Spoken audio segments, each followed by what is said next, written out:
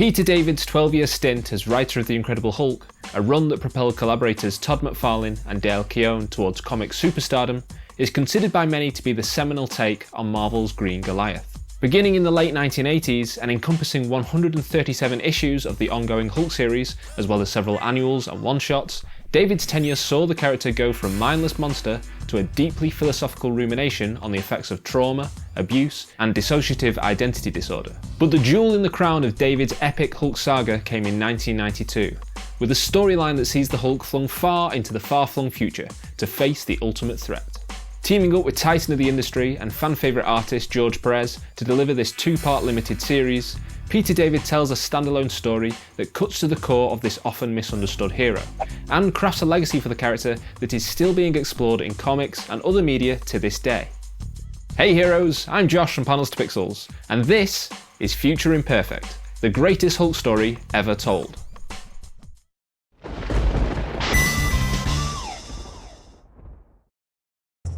Working in Marvel Comics' sales department with only a handful of story credits under his belt, Peter David wasn't exactly spoilt for choice when it came to writing assignments in the mid to late 80s. As David himself explained in a 2020 interview, "At the time there was some hostility toward my writing from the editorial department because I worked in direct sales, and they felt that someone in direct sales had no business being involved in the creative side." So when, in 1987, Marvel's then editor-in-chief Bob Harris offered him a gig writing the Incredible Hulk series, Peter David replied with a resounding, well, I guess? Okay, that's not an exact quote, but the truth, according to David, is that he only took the job because no other writer wanted to do it. You see, Marvel's Malachite monster had enjoyed wider popularity and transmedia success in the previous decade thanks to the 1977 Incredible Hulk TV series. Yet, despite some standout stories from writer Bill Mantlo, the 1980s had seen the Hulk's popularity waning, and the character's comic sales were at an all-time low. By the time Peter David took the reins of the character, the meek and mild scientist and his big green alter ego shtick had become tired, and something needed to be done about it. Over the next few years, David doubled down on the ideas first established by Bill Mantlo, that the Hulk was a manifestation of Bruce Banner's multiple personality disorder. Further fracturing Banner's tortured psyche, David introduced three distinct Hulk identities. There was the Savage Hulk, the Grey Hulk, aka Joe Fixit, and the merged Professor Hulk. By 1992, he had successfully transformed the Incredible Hulk from a pulpy monster comic into a critically acclaimed psychodrama, which brings us nicely to Future Imperfect, a two-part prestige book aimed squarely at adult collectors and the more discerning reader. With its story of an aging Hulk in a dystopian future doing things a superhero should never do because the ends justify the means, in many ways Future Imperfect is to the Hulk as Frank Miller's Dark Knight Returns was to Batman. Peter David was no stranger to creating stories that depicted the tattered future of the Marvel Universe, having launched Spider-Man 2099 just a few months prior to the publication of Future Imperfect. But finding an artist for the project would prove to be something of a challenge. David suggests that the concept for the story first came about because Hulk's series editor Bobby Chase wanted to work with a European artist, who specialised in rendering dystopian futures. But as Chase notes in a foreword to the hardcover edition of Future Imperfect, the project was initially conceived with artist Sam Keith in mind. As Chase explains, Peter had a wonderful idea for a Hulk in an alternate future story, and Sam did this great sketch of the maestro. The 30th anniversary of the Hulk was approaching, the timing was perfect, and everything was going smoothly for Sam to start. But then, it just didn't. Sam Keith withdrew from the project, and the plot floated around for a few years until a chance encounter between Peter David and legendary superhero artist George Perez. Perez had been inspired to contact David because of his wife Carol Flynn, who was a big fan of the writer's non-comics work. As Perez later explained, "While I was aware and appreciative of Peter David's comics work, it was Carol's positive regard towards Peter's prose work, particularly his Star Trek novels, that prompted me to contact him about possibly doing a comics project together. Carol, a voracious reader, is usually quite critical, so her endorsement of Peter really said something to me." So, George Perez calls up Peter David, or he ran into him in a medical clinic depending on which creator's retelling of the story you believe. David immediately calls Bobby Chase, and within an hour the project was back on. The future was now. The future was imperfect.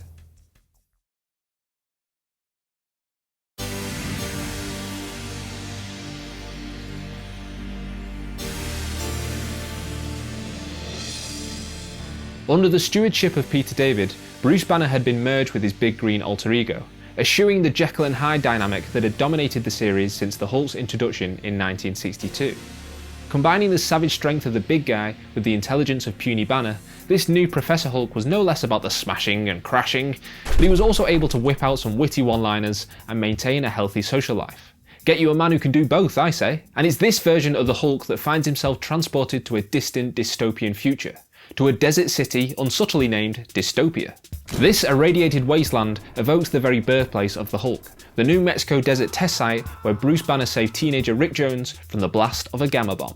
It's here that we meet Janice and her companions Pizfizz, Dacord and Scooter, rushing through the hustle and bustle of a crowded marketplace. Suddenly, Dacord is shot down by the Gravity Police, who identify the group as insurgents. As the others leap to defend themselves, Janice laments that her band of rebels have been caught without the ally they have stashed away, that reaching this quote-unquote Studley is their only hope. She quickly runs from cover and leads the foes to a nearby building, which begins to tremble at its foundations, before toppling over on top of the cops. And it's here that we see for the first time our pea-green protagonist. Tell the others that the outlaws are getting away. We'll pursue it. No, I don't believe you will. Is that who I think it? I don't think it is, but... Good day, gentlemen. You'll be pleased to know the doctor is in. What ensues is the first of several multi-page slugfests that demonstrate George Perez's mastery of large-scale action. This is everything you could ever want from a blockbuster superhero comic, but the fun is only just beginning. The dust barely has time to settle before we're transported to an opulent palace, the home of the mysterious Maestro. Moving through droves of debauchers, the Maestro's minister makes his way to the big boss's boudoir. Don't look at me like that. I know, I have an alliteration problem, okay? I need help.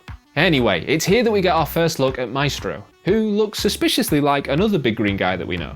Spoiler alert, it's Old Man Hulk. That's what this whole story is about. He has to fight himself from the future. Like Harvey Dent said, you either die a hero or you live long enough to see yourself become the villain. And look, I'm not going to give you a full beat-by-beat breakdown of the story because, let's face it, do I look like the comic historian to you? No, I look like if Scarlett Johansson was a dude.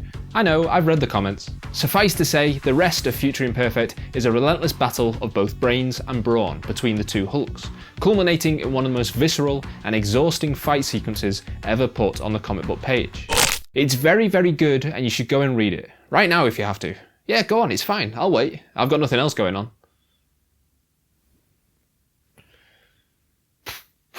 Okay, I lied, it's advert time. But wait, don't skip ahead just yet, because I need to tell you all about Skillshare. Skillshare is an online learning community for creative and curious people like you. Explore new skills, deepen existing passions, and most importantly, get inspired. There are literally thousands of classes on there, from illustration, graphic design, animation, video editing, photography, music, and so much more. Recently, I've been getting really into toy and action figure photography, because I'm a massive dweeb apparently. But the truth is, I'm a very amateur photographer. So I just went straight to Skillshare and I brushed up on the fundamentals of DSLR photography with Justin Bridges. This crash course gives you everything you need to know about all that confusing stuff like shutter speed, aperture and ISO, so that you can take the stunning professional photos you've always dreamed of. What I really love about Skillshare is the combination of video lessons, which are great for visual learners like me, plus the class projects that encourage you to get creative and put your new skills into practice. Skillshare is curated specifically for learning, meaning there are no ads and they're always launching new premium classes, so you can stay focused and follow wherever your creativity takes you. Sounds good, right? Well, the good news is the first 1,000 people to use the link in the description below this video will get a 1-month free trial of Skillshare. So whether you're a beginner, a pro, a dabbler or a master, Skillshare has the tools you need to explore your creativity. Thanks, on with the show.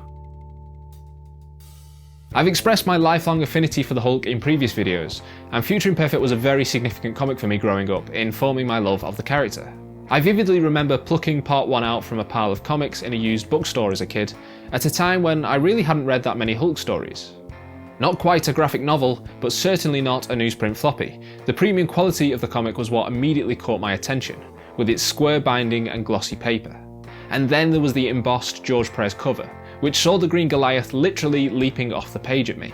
I was hooked before I'd even got it home and cracked it open. But then I actually read it, and to say that it was a complete headfuck would be an understatement. Time travel and post-nuclear dictatorships and an evil alternate future Hulk and all your favourite superheroes are dead. This was far removed from the Bill Bixby and Lou Ferrigno Hulk that I would reluctantly watch reruns of on rainy Sundays. But then I did that thing that kids do when they only have a small collection of comics.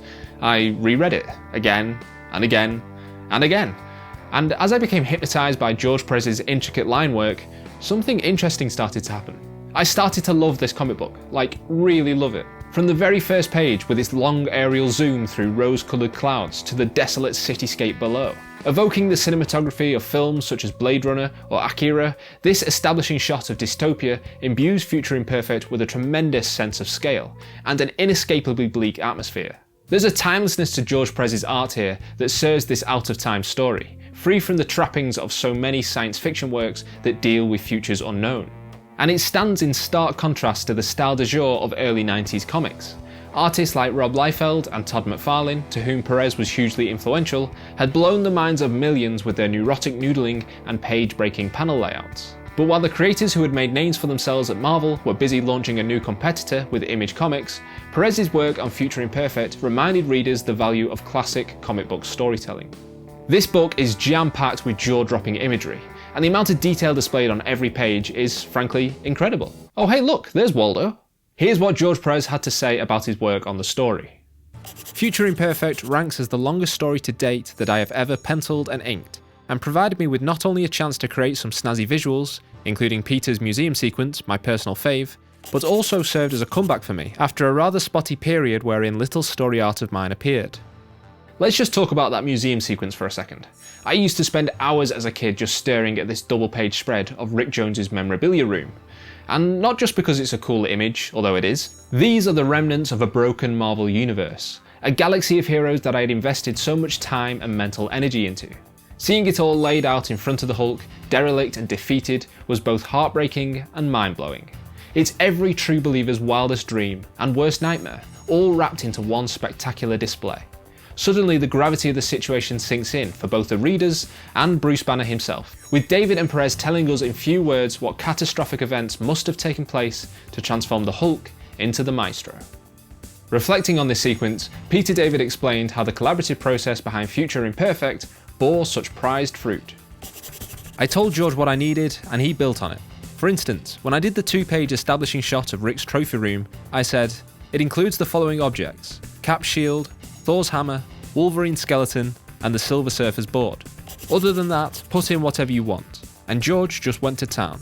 And boy howdy did he go to town. In addition to the most storied artifacts of the Marvel Universe, plus some deep-cut nods to more obscure heroes, Perez littered the page with Easter eggs and comic book in-jokes. Be it a poster of the Phoenix headlined Dead Again, an allusion to Marvel editorial's predilection for reviving Jean Grey against X-Men writer Chris Claremont's wishes, or cross-company references such as Archie's Riverdale sweater and Superman's Bottle City of Kandor. Yes, this 2-page splash is truly a thing of wonder, but it's indicative of George Perez's attention to detail throughout the rest of the story, and it represents a standard of quality befitting of Future Imperfect's premium format release. As the artist explained in a 2019 interview, when a writer gives me something, I want to make sure I do the writer justice, that I give him more than he's expecting. Perez goes on to describe the pitfalls of his meticulous methods. With all that detail, I'm not very fast. In fact, I had to get those last pages done really fast, or else we were going to miss the deadline. I said, no, I gotta finish it, to the point that I worked, I think, 72 hours without a break, without sleep. To this day, Peter David regards George Perez as his favourite artistic collaborator. But David, the self-described writer of stuff, is no slouch here either. The basic premise behind Future Imperfect is genius in its simplicity. Peter David took the central conceit of James Cameron's genre-defining sci-fi action hit, The Terminator, and he just flipped it. Instead of a hero from the future travelling to the present day to secure humanity's fate, the Hulk heads to a post-apocalyptic world, 100 years in the future, to take on an enemy only he can defeat. And I reasoned, what could possibly exist in a dystopian future that the Hulk would be uniquely suited to battle? Explains David. The Maestro was the result. As far as Hulk big bads go, Maestro is one of the most interesting. He knows Bruce Banner because he is Bruce Banner.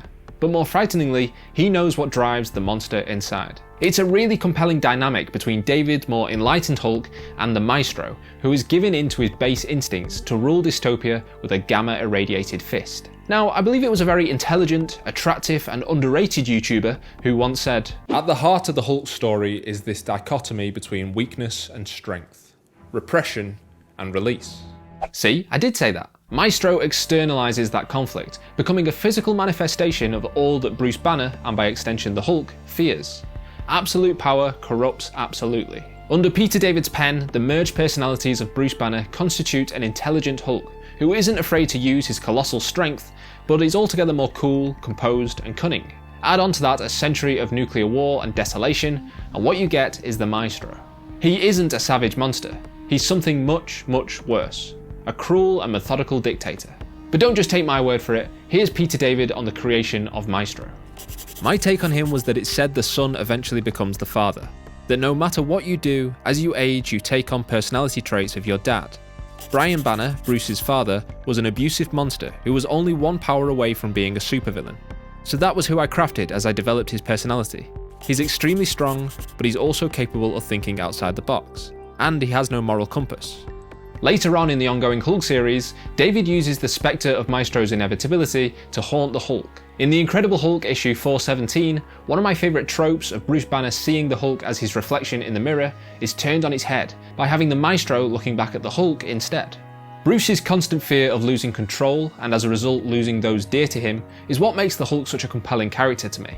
And projecting that onto a villain is what makes Maestro one of all Green Gene's most formidable foes. It's for this reason that Future Imperfect has become such a character-defining story. And that's without even talking about the role of Rick Jones in the comic, or the fantastic ending, which ties the entire time loop in a beautiful knot.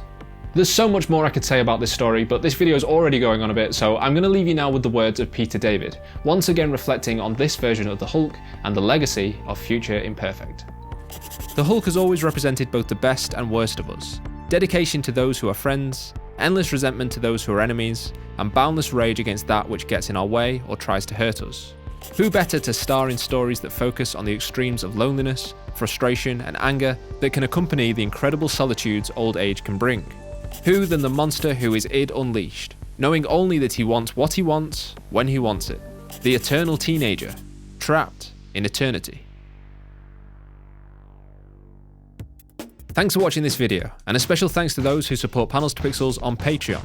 If you want to help the channel grow and allow me to keep leveling up the quality of my videos, you can do so at patreon.com/panelstopixels. When I was researching this video, I found a great interview with Peter David, in which he talks about how Future Imperfect could be adapted into an MCU movie, with Natasha taking the role of Rick Jones. I'm going to link it below because I think it's such a cool idea, and I haven't been able to stop thinking about it ever since. I'd love to hear your thoughts about a Future Imperfect movie in the comments below, so please let me know. Until next time, heroes, take care of yourselves, and don't forget to like, subscribe, and all that jazz, and I will see you in the next video. Bye bye!